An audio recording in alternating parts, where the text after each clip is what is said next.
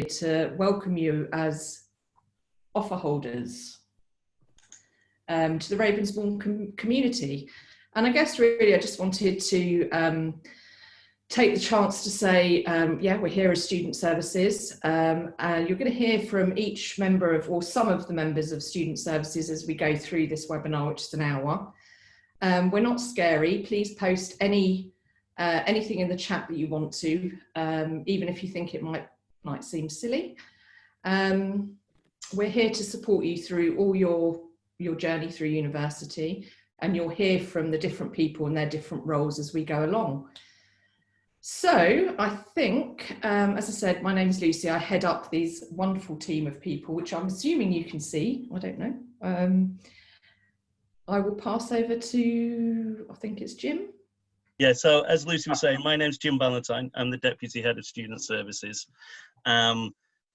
We just wanted to host this session as a chance to kind of go through everything that the team does, so that as offer holders, you'll have a sense when you start at Ravensbourne of kind of what we offer, all the different services that are available. It may be that some of the services we talk about, you realise that you might want to access straight away, or let us know of some support needs you might have before you even start at Ravensbourne.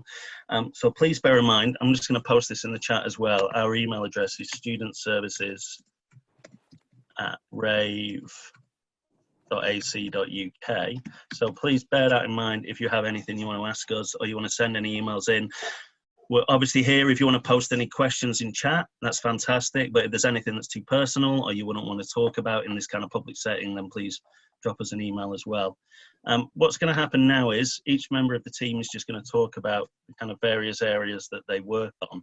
Whilst we do that, what we're going to do is everyone else is just going to turn their cameras off. So you should just see the person speaking while that's happening. That's just to enable us to film this session, and then we can kind of send out clips about our different services to everyone else as well. So yeah, so Lizzy is going to be talking about our wellbeing support. So all our videos are going to turn off now and leave you with Lizzy chatting about that. Hi guys, so my name is Lizzy. I'm the Health and Wellbeing Support Coordinator in Student Services. So I mean, what does that really mean? I'm essentially your first point of contact in Student Services if you are having any difficulties or trouble at all throughout your academic year whilst you're at university. Now, I mean, that can mean anything. For example, you might be having a bad day, or you might have heightened anxiety because you've got presentation that day or later in the week. You might be having personal struggles at home. You might just need someone to talk to. So you come to me with anything. It might be your mental health. It could be your physical health. So yeah, you come to me and would have a chat. I would kind of triage that and would see what support is best for you to help with anything that's going on. So, I mean, you could come to me. So we run a drop-in service, which runs from Monday to Friday between 12 and 1. Usually that would have been done face-to-face, but now that we've got social distancing, that's changed a little bit. So we'll be running that through online platform in the new academic year, and you'd get more details about that once you started with us. So you'd come to that drop-in service, we'd have a chat, we'll see about what's going on, and then we'll look at the support that you need. And if I can't put that support in place for you, then I'd know someone who could, and would get that so that you can get out of your university career what you're meant to. And you can enjoy your time at Ravensbourne. We also run a counselling service. So we have 6 fully qualified counsellors that work with us, and we have between 3 and 4 trainee counsellors that work with us. If you would like to refer yourself for our counselling service, all you need to do is you just have to email me or email Student Services. You have the Student Services email address in the chat, I believe, already. And then I would have a little talk with you. We'd see what you needed help with, and if you are eligible for the counselling service, we'd put you in touch with one of the counsellors, and you can begin your counselling sessions with them. That is, in a nutshell, pretty much everything that I do. So yeah, essentially, if you take anything away from this, is I'm your first point of contact with anything. All you need to do is come and talk to me if you're struggling, having any troubles, if you're just having a bad day, whatever it might be. And we'll see what we can do and how we can help. I think it's probably important, sorry, it's Lucy again, just to point out that we have a range of different counsellors. So we have male, female, and from different backgrounds. So it's really, counselling's about, it's about your choice and where you feel comfortable. So just to say that we we have a range of different counsellors, and you've always got that choice to choose. Well, yeah, definitely, it's your choice. What we will probably do is, if you do want to try counselling with our counsellors, you can choose which counsellor you'd prefer to go with, and then if you wanted, you could have maybe a 15-minute talk with them, see if you feel like you fit well with them, and if you do want to try sessions with that counsellor, then you can. However, if not, then that's absolutely no problem. We could refer you to a different counsellor if you don't feel comfortable with one of them. So it's just a matter of communication, talking to me, and we'll do whatever we need to do to help you. That's everything from me, I think, and I think it's now over to Heather, if I believe.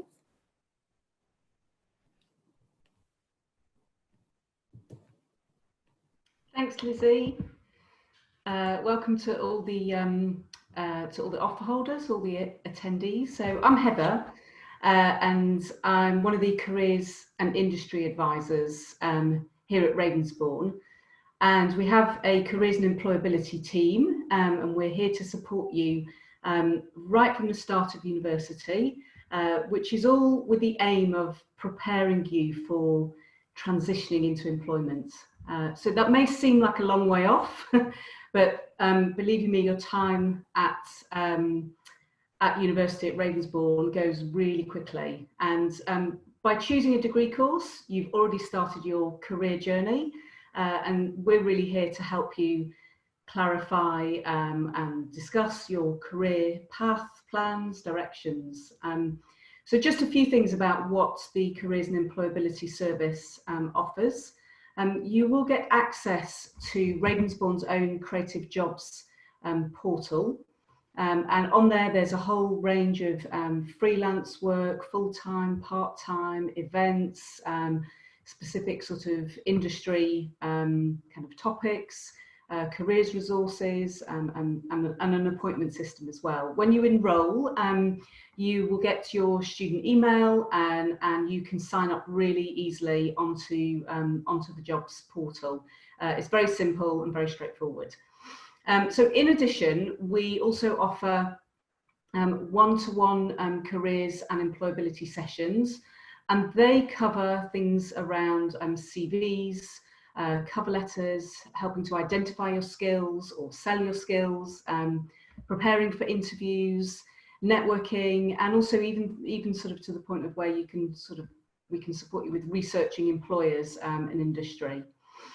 There's also a range of workshops that will be on offer through your individual course. So whatever course that you're doing, you'll find that there'll be also careers and employability sessions within there as well. So we really look forward to meeting you, and as I said, we're here to support you right from the start for your career journey. Thank you. I mean, I think, again, it's Lucy here. I think it might be worth pointing out, I mean, I know at this point a lot of students are worried about getting jobs. You know, we're centrally located, as you know, right outside the O2. I can put my video on if it helps. And so we do have, we do have links with the O2 and the shops and the bars, etc., etc. And I know that obviously finance, we'll come on to that in a bit, but is a massive issue for students. And in this time, trying to get jobs is much harder. So we do have links with local, local restaurants, pubs, whatever. So we will do what we can to help you. So just to add to that, thank you, Heather.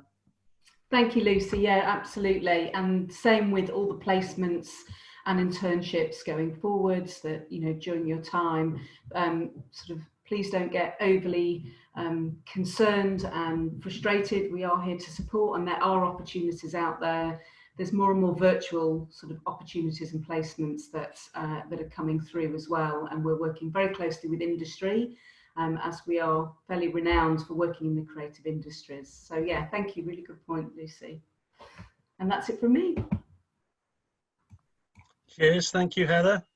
So I'm just going to speak about our study skills offering. Our study skills tutors work during term time, so unfortunately a member of the team isn't available to speak to you today.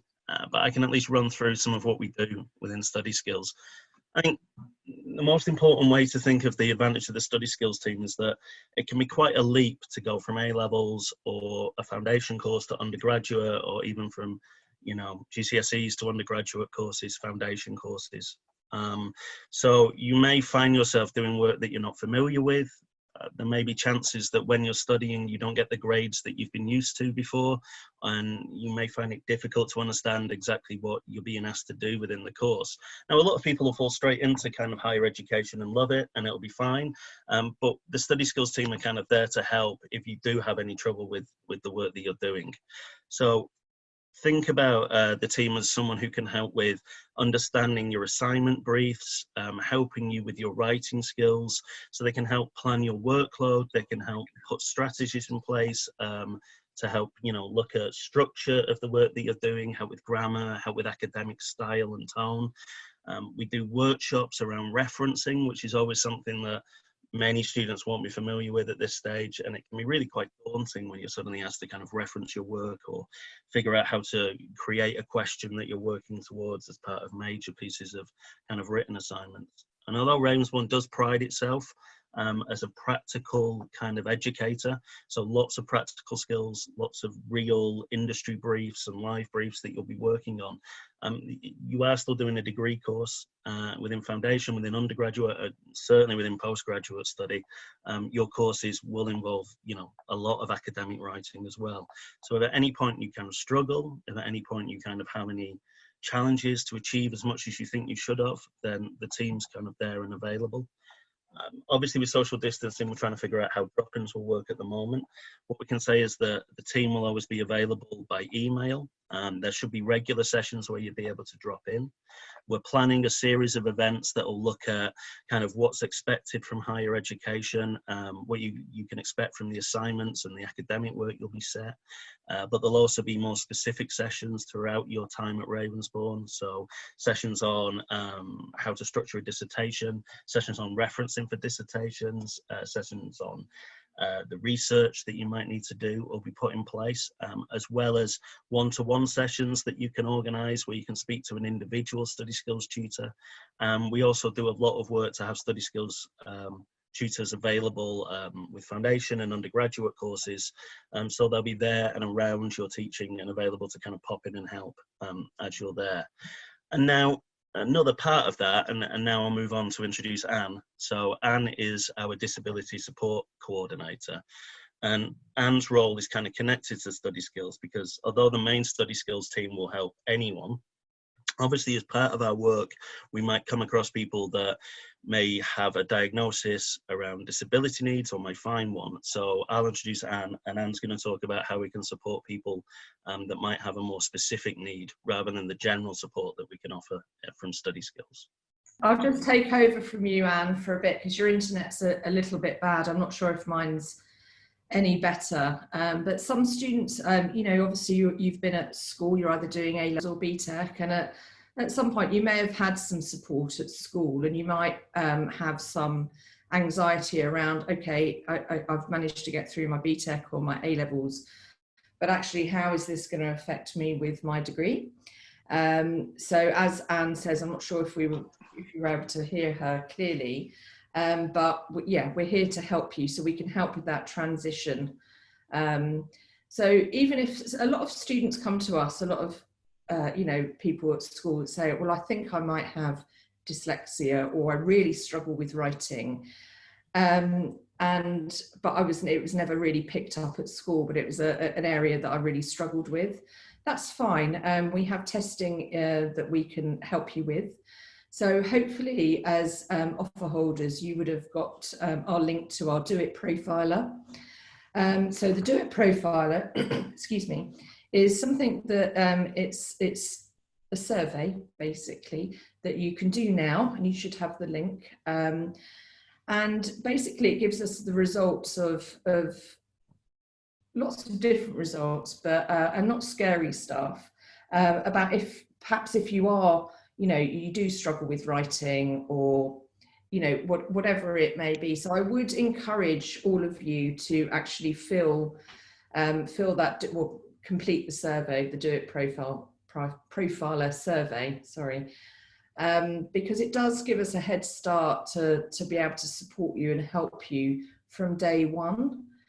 So as Anne said, you know, don't worry about coming forward. You might just be genuinely struggling with any writing or whatever it may be, but we can always sort that out. And some students come to us and say, well, as I said earlier, you know, it wasn't picked up at school. We can really help with that. And universities, although they might seem scary to you, we're actually very well equipped to help students with neurodiversities or any kind of problems that you may have. So thank you, Anne, but I think your internet was dropping in and out, so I just wanted to clarify that.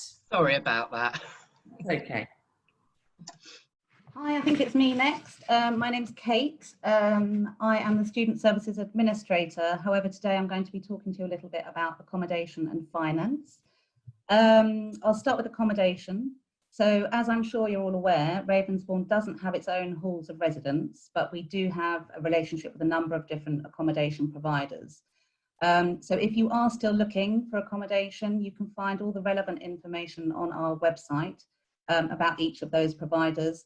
It's good to do your research, bear in mind your budget, the type of accommodation that's going to be right for you, and also be careful to check the terms and conditions with those providers and the lengths of their contracts, because you will be entering into a contract directly with them and not with Ravensbourne. There is a slight exception to the rule there with Scape Living, which is the student accommodation closest to the university. It's within walking distance, and they offer Ravensbourne 100 discounted rooms. There is a short waiting list at the moment, so if you are interested in a discounted room at Scape, please do register your interest. There's a link on the website where you can do that, and we can add you to the list. If you do miss out on a discounted room, you can obviously book with them directly, and you would need to contact them for availability and more details. We also have a relationship with University London Housing Services, so if you're thinking of renting privately, they can help you with your search for accommodation. They also offer a contract checking service, so even if you don't find your accommodation through them, they'll take a look at your contract that you have with your landlord just to make sure everything's okay. And they can also offer legal advice if you do run into any disputes or anything with your landlord throughout the tenancy. So really good service to utilise as a Ravensbourne student. So you would just contact them and let them know that you're a Ravensbourne student. So that's a very brief summary of accommodation. Do you want to add anything to that, Lucy? No, I don't think so. I mean, we have the University of London Housing Service. So I was reading the chat as you were talking, Kate, so if I'm repeating. Yeah, so I if just you mentioned that. Oh, sorry. Yeah, so basically we pay the University of London and they get you the accommodation in the area that you want to, hopefully an affordable price. So sorry, Kate, I was reading the chat, and I was reading actually Ricky's chat about advanced learner loan, but obviously you're going to come on to that now. So little bit about finance. Lucy, you might want to jump in about the advanced learner loan. But essentially the services we can offer you from student services and our finance coordinator, who unfortunately couldn't be with us today. So we can help students with applying for their student finance if they're if they have any queries or having any issues with it, and also provide help with things like money management and budgeting. As with the other services, there's also a daily drop-in, which historically was in person but is likely to be online again. That's a daily drop-in from 12 till 1 where you can take any finance or accommodation queries that you may have. And then so in addition to any government loans that you're eligible for, Ravensbourne also has a number of bursaries available to students. Each bursary has its own eligibility criteria. For example, for students from low-income households or estranged students or care leavers. The support is generally designed to assist with the cost of travel, meals, course equipment, and just sustenance. You'll also find on our website information about detailing all the different bursaries for whichever level you're at, whether it's undergraduate or postgraduate, and also a bit about FE funding too. There are also some useful tools there with on the website to help you figure out a realistic budget, because you may not have lived independently before and you've got to learn how to manage your incomings and outgoings. And there's also useful links for more advice and information from organisations such as the Student Room or Save the Student, which you may already be familiar with. So as I mentioned, all the information is on our website. And if you've got a more specific query, please do email us at studentservices@rave, and we'll make sure that we get back to you with the answers that you need. Okay, I think that's all from me. Thank you. Yeah, I mean, Ricky, your advanced learner loan, thank you, Kate, for that. Your advanced learner loan will cover, so I don't know actually what they're talking about, because that's the whole point of the loan. So again, just email us. Hi, everyone. The three people with their cameras on now are the Student Union. I am Fernando, President of the Student Union, and I'm joined by my two Vice Presidents who will introduce themselves in a bit.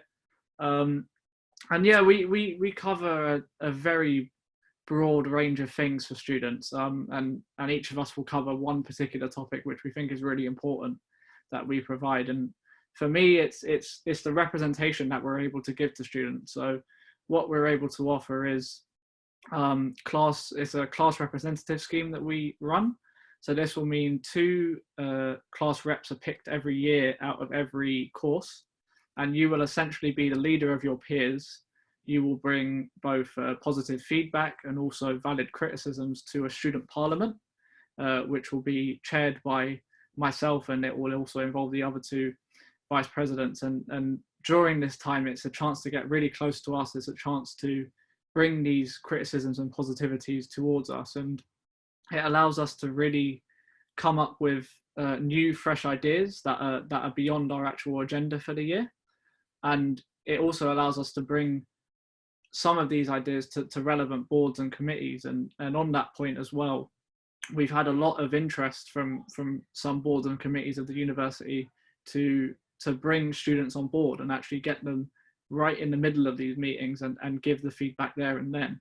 So that's something that we can do. We can connect students right to right in the middle of the action with staff members that will be at the heart of change.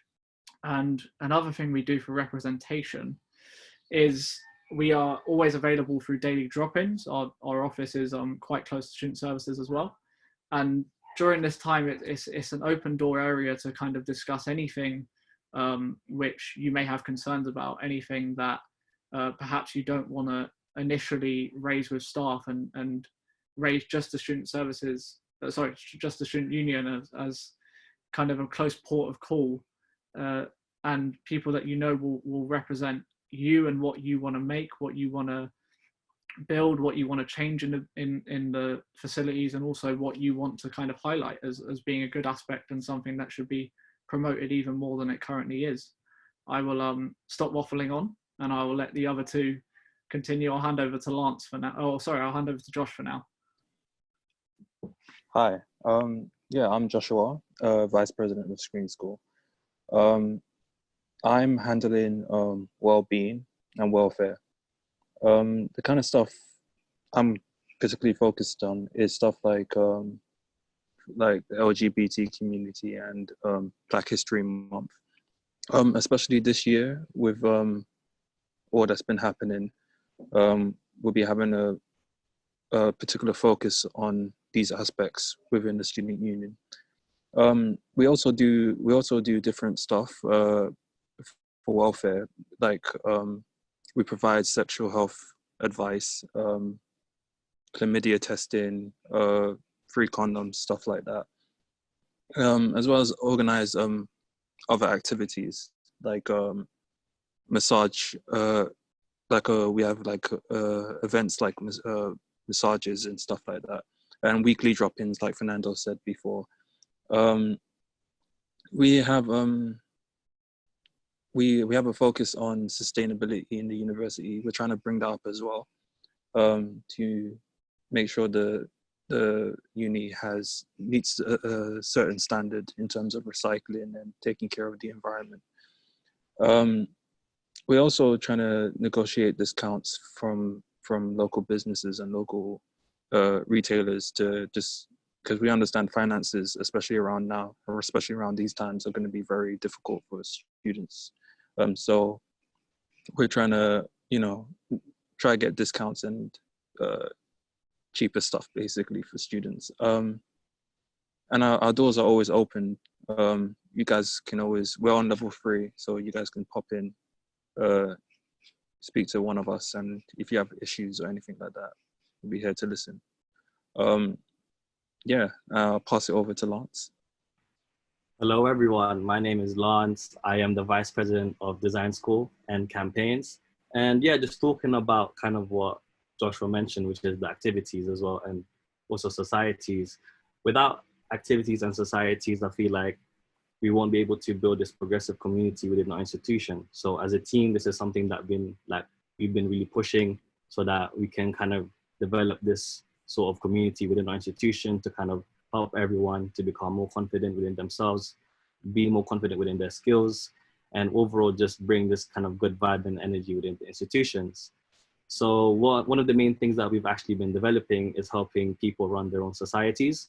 So with that said, if you want to lead a society and let's say you do a fundraiser and you make £200, we will be able to provide you as well with £200. So let's say it's kind of like you make 200, we give you 200, you make 300, we give you 300. So it's just like a good way for us to help manage and support those societies. So yeah, those are kind of like the main things that we've been getting ourselves into. And also one of the main things as well is obviously freshers. We've been working very hard to make sure to deliver both physical and virtual activities as well, making sure that we follow the government guidelines. So yeah, so if there's any questions revolving around activities and societies, you can definitely approach us as a team. Thank you. And just to finish off as well, I think that's a good roundup of everything we do, and we welcome any questions that anyone may have about specific details that we're able to answer. And I'm going to put, if it's okay, Lucy and Jim, I'm going to put our contact details in the chat for everyone. This will have please do, Fernando. Our emails, our social media that you can reach us on, and we're quite responsive anyway. So reach out to us if you have any questions or any concerns. Good afternoon, I'm Trish McMahon and I'm the Information Services Support Coordinator for you students. I'm usually on level 4 at the information desk along with the IT support people. I can be found at between 8 AM and 4 PM, and the rest of the team will cover any time I'm not there. I work 4 days a week. I've done 20 years so far at Ravensbourne. So I'm used to what students, any questions you have, anything you need to find out, any inquiries, any concerns you have, then come up and see me at the desk. I'm there to help you and assist you through your time with Ravensbourne. And I can contact any of the teams for you, like finance, registry, student services, your tutor, anything like that. So if you think you have a stupid question, it's not. I've heard them before. They're all on. I understand how you're feeling. I'm there to support you, and so are the team. We're a very approachable team, and we're here to support you during your time at Ravensbourne. And I look forward to seeing all of you and meeting with you. Awesome. Thanks very much, everyone. I think at this point, given that there are some questions that have come in, if everybody wants to switch their video back on so that we can see each other again. And I'll just go through some of the questions that come in. Thank you for everyone that sent your questions in so far. And if anybody else does have anything that they'd like to ask, then please do send that in. We anticipate being here for another 25 minutes or so, so there's plenty of time to send those in.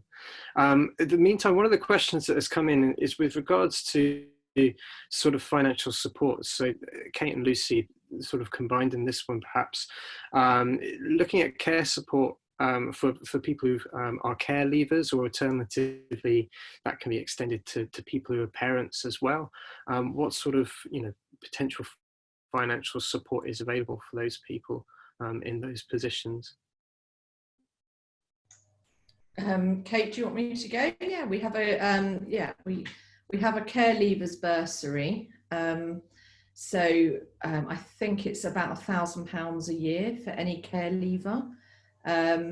So we aim, and we've actually put in more financial support this year for our care leavers because it's really important, obviously. But I think, at this point, there's a care leavers bursary, which is £1,000, but also you will be eligible for other different bursaries. It's a bit complex, but really up to about £3,000 a year, Ben, through different sort of funding channels, which is it's too complex to describe here, but absolutely, we support our care leavers. So if anybody else has any query related to that, they can just email student services.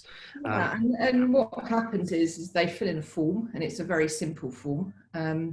And then we support where we can, and we get the most funding to that student that we can. But usually, sort of on average, it's about £3,000 a year for care leavers through different channels. Yeah, there's also a query that's coming that's slightly related, and we perhaps won't be able to give all of the options available. But again, it's sort of discussing what type of bursaries are available, what sort of bursaries are out there that people may be eligible for. So bursaries go on household income. So it's related to your student finance application. So for students that have a household income of under £25,000, then they are eligible for a wide range of bursaries, really. It's quite individual, because you have to look at sort of each individual case, really. But really what you go on is a household income of under 25,000, and you'll know that when you apply for your student finance. So if you're eligible for the maximum maintenance loan, then you'll be eligible for quite a lot of bursaries, and that's how it works. We do have hardship funds. We won't see anybody go hungry. So we have hardship funds. What does that mean? Things like Tesco vouchers and Oyster cards, etc. So sometimes students, especially in this time, they lose their jobs or whatever it may be. So we can offer food vouchers and travel vouchers, etc., etc. So hardship and bursaries comes in lots of different forms. Also materials. So I think I saw something about a fashion student on the chat. Fashion can be quite an expensive course, and we recognise that. And so, we help with materials, print credits, that kind of thing. So there's lots of help. Yeah. Yeah, and would I be correct in assuming that goes across the board from anyone that's undergraduate foundation course? Yes, it's for everybody. So there's support. It's different. There's different pots of money for different levels. So FE, you get sort of government pots, more government pots. Undergraduate, it's more about Ravensbourne money. We do get some government money, but yes, support goes across the board. Yeah, absolutely, Ben. Nice. And there's a question that's come in. There's a couple of questions actually with regards to the timetabling, which we can't really, I presume, answer at the moment because that's still being worked out because of the COVID situation. We can.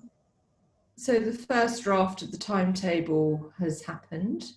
So that has already been presented. There's still work to do on it. Obviously, our aim as an institution was to get the whole timetable for the whole year up and, to every student. However, because of social distancing, etc., our lecture space, for example, could usually hold 250 people, now can hold about 30, I think, because of social distancing.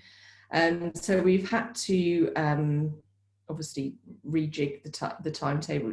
It's a massive task, but we do have a first draft. We hope to get the draft out to students as soon as we can later this month, because I understand obviously it has a huge impact on jobs life generally. And I think I read something about childcare, absolutely.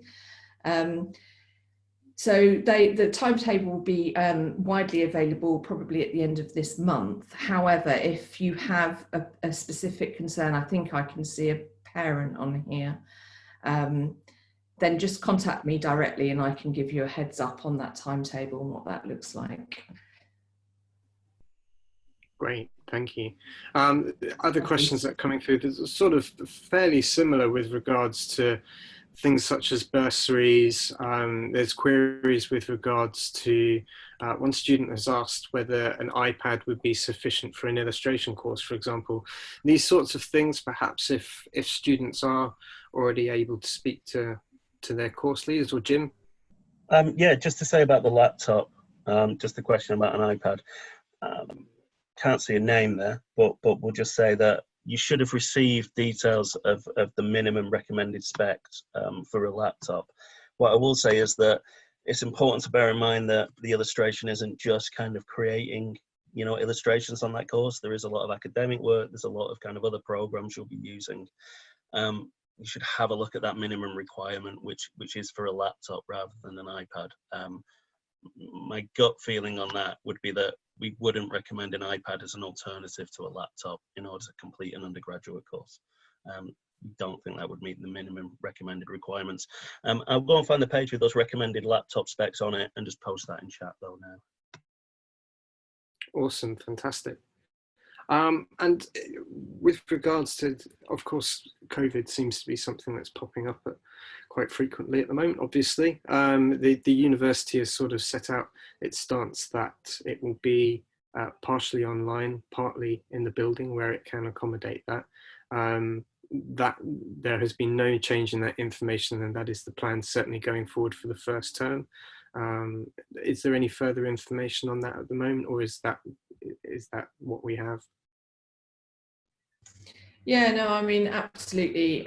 You know, some of it will be, well, a lot of it will be online, but some of it will be in person. It depends on what course you're on, really, depending on how much you need to be in the building. It's a moving feast, really, Ben. You know, it's something that is changing every week, and we're accommodating where we can, but it will be, yeah, a mixed, a blended approach, a hybrid, whatever you want to call it, the best approach that we can give you as students. For the best experience that we can give you in these times. So yeah, a mixed approach. Fab. Again, a couple of queries with regards to equipment coming in. So is there a minimum recommended material requirements? Again, as Jim sort of referred to, the course specification would have outlined the kind of materials and requirements that you would need. If anybody is in doubt as to what they might need, then if they are able to contact their tutors directly, then that's great. Otherwise, please do contact Student Services and we can find out that information for you. So I'm just scrolling down, loads of questions. I'll just answer a couple of questions that came in about dyslexia and dyspraxia. Yeah. Jim, sorry, do you mind if I answer those? Because there are two, one's FE and one's... Yep, absolutely. But I'll jump in if your internet kicks out again. Okay, yeah. I mean, I've seen two. One from Helena, and one from Matthew. Matthew, if you're an FE student, unfortunately, you're not eligible for DSA, but you are eligible for our one-to-one academic writing sessions, which you can have as many of those as you want. I'll put my email address up for you all so you can email me, and I will email you the link to the Do It profiler, which I believe Lucy spoke about earlier. Helena, if you're undergraduate, or if you are an undergraduate, then you are entitled to DSA, and we can arrange a screening and an educational psychologist assessment for you and help you with the process further along the line to apply for DSA. So I'll put my email address up, so anybody else that thinks they may have dyslexia or would like information about the Do It profiler, then just email me and I'll send it out to you. Yeah, and just following on from that, and just to respond to the person who's asked the question about support around kind of autism spectrum conditions and ADHD, we're kind of talking about dyslexia probably not broadly enough because dyslexia is one of the most common issues that obviously we face within supporting people in academic study. But DSA is available for people with a diagnosis of ADHD, with an autism spectrum condition, with lots of other support as well. In addition to support that the study skills team would offer, and would work with you to do a DSA application, to look at what diagnoses you had and what evidence you had, and then look at what support can be put in place. And that support can cover everything from reasonable adjustments on your course, right up to DSA provided mentoring and kind of support for study as well. So yeah, support is available kind of across the spectrum of different conditions.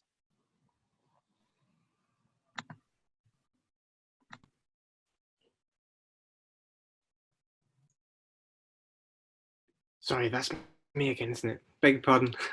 I'm reading through the questions at the moment.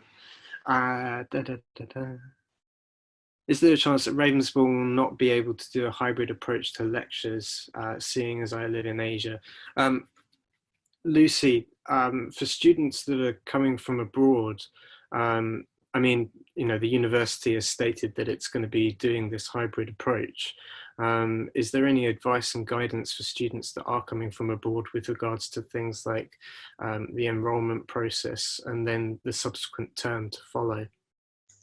Yeah, no, absolutely. I mean, for those students that are travelling, obviously you will have, it depends where you're coming from, but you have to self-isolate. So if you're coming into one of our student accommodations and you've got to self-isolate for 2 weeks, then we will be providing a taxi service from the airport for you, and also food, etc., and like a starter pack, for want of a better word. Now, if you're somebody that's, I don't know where they're from, but that you know, wherever, and you feel uneasy about travelling, then we have something called a special scheme of study. So it enables you to do basically your first term purely online. Now, we wouldn't recommend it because you don't get the whole experience. However, we understand it. So if you're a student that feels that, okay, I want to start my degree in September, October, whatever, but actually I don't want to travel, then contact me directly, and I can talk to your tutor for you, and we can set up what I've said is a special scheme of study. That won't mean anything to you, but ability to be able to do your course online for the first term. And is there an indication at this point of when the enrolment process is likely to begin? The enrolment process now, Jim, correct me if I'm wrong, I think it's the 24th of August. That's FE, right? Or for undergraduate? Okay, are we talking about FE or undergraduate here? I think enrolment for FE has started already, so you can enroll online. If you can't enroll online for whatever reason, you can come into the building from the 24th of August. Now, undergraduate enrolment again will be online, so you'll be sent an email, an enrolment task, and again, if you can't do that in remotely, then you'll be invited in. But I'm not sure of the date, and I should know that, but I can get that date out. I think it's rolling out from the 21st of September 21st. Through to the 28th, and that's enrolment and induction combined. Okay. 1 week will be enrolment, following into induction. And it's a good point to make that the Ravensbourne website as well is a good source of information to be able to keep up to date with any announcements that are being made. So if anybody is looking for any information, please do have a look at that first. And then again, if you have any questions, please do email those, and we can help out with that for sure. I put into the chat the information about the enrolment dates and the induction dates for yeah, that's great. So for FE and undergraduate, so it's all on the website. So as Lucy and everyone said, that undergraduate enrolment starts 21st of September, induction week of the 28th, and the term will start on the 5th of October. That's for undergraduate, and FE is slightly earlier, with the term starting on the 1st of September. Amazing, thank you, Heather. A couple of questions which I can combine in one answer. So someone has asked, who can I contact personally about bursaries and laptops? And hi Lucy, please could you type in your email for us to contact you directly? If you email student services, so we'll type that out for you again in the chat. It's studentservices@rave.ac.uk. That will go to members of the team that will be able to answer that query. As you can see, there are a wide range of us, so whoever is responsible for that particular query, they will be able to get back to you with the answer that you are looking for, and be able to work with you on what you have asked. So please do feel free to use that email. It's a good resource to be able to use in terms of capturing the answers that you need quickly and effectively. The last question that we have is, considering the situation we are in and how day-to-day tasks and jobs have been affected, such as postage and delivery, if your tuition fee letter is not yet arrived, what would you do in that situation? I think I can answer that again. It's to email the registry team, would that be correct? To either ask them to resend that or to confirm by email the letter that they've sent out? Yep, absolutely spot on, Ben. Cool, I will pop that into the chat as well.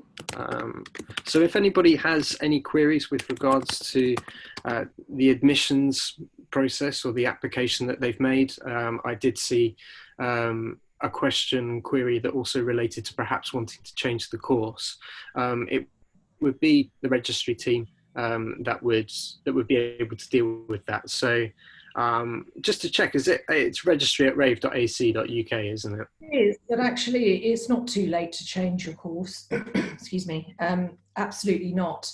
I mean, what students sometimes feel is, especially if you're coming from A level, where you're doing potentially three or four different subjects, why would I do am I a graphic designer, am I a product designer, etc., etc. And it can be quite confusing and difficult. And what I would suggest is to, again, email me directly.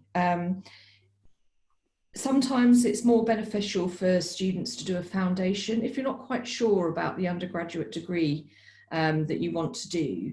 A lot of students, and at 18, if you're 18, then a foundation course gives you a basically experience in lots of different areas, and it's a free course.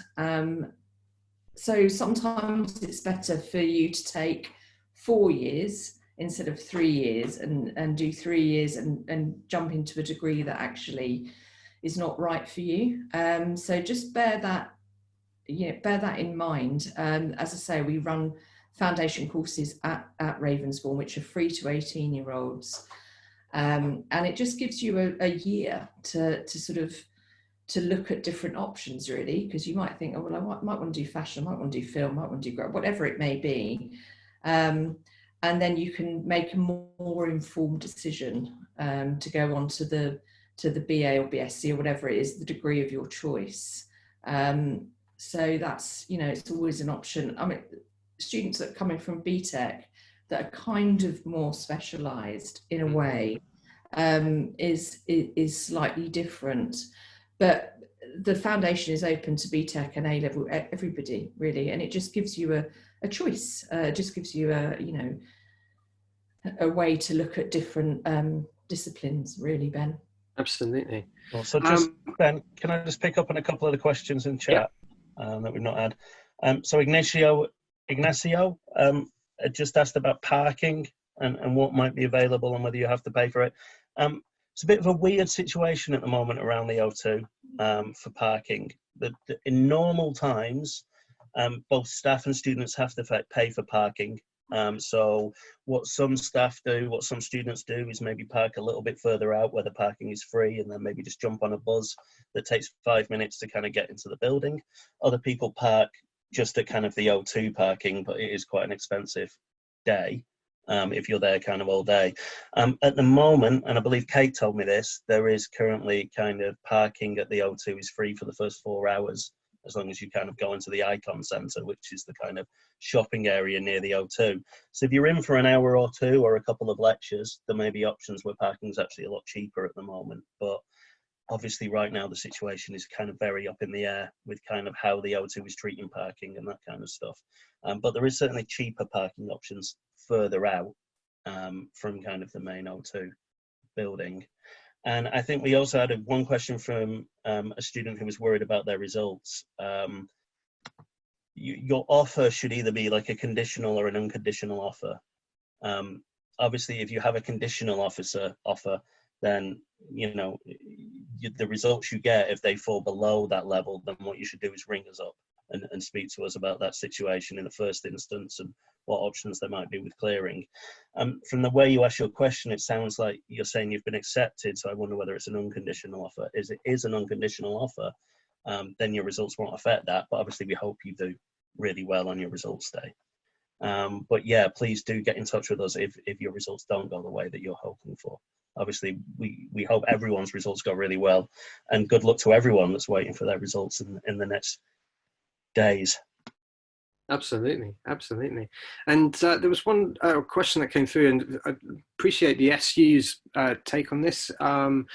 Students that are looking to sort of connect with their peers who are also going to be hopefully joining in the next few weeks.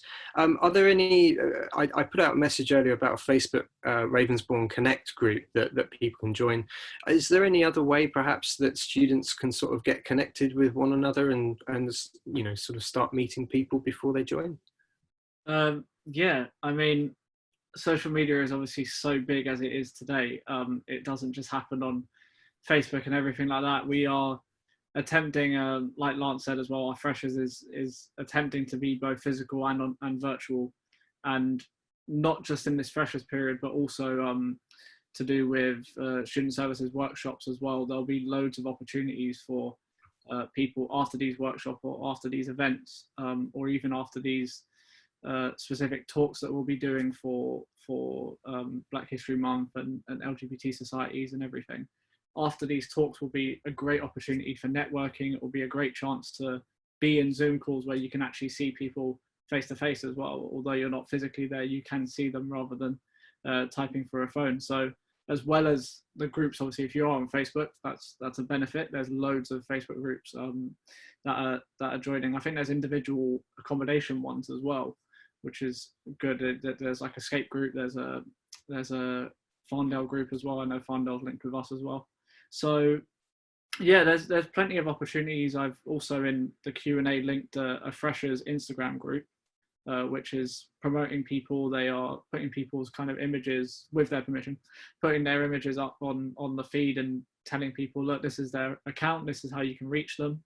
And you can find our details there, our personal details. We've got a post each, the SU. So yeah, there's a lot of places to find us, and if you are struggling, we like I said, we've got our emails, we've got all of our social medias, and we will do everything to connect people, because the last thing we want is a student to feel isolated when they start, when there is really so much going on, and sometimes it can be difficult to find because it gets lost in all the advertisements or whatever. So yeah, absolutely. I hope that reassures everyone. Yeah, absolutely. Thank you, Fernando. We're at 4 o'clock. That went quickly. I think all the questions that have come through, we've been able to get through, which is not what you hear usually on a Zoom call. So we will plan on making this recording available to students that haven't been able to make it onto this meeting today.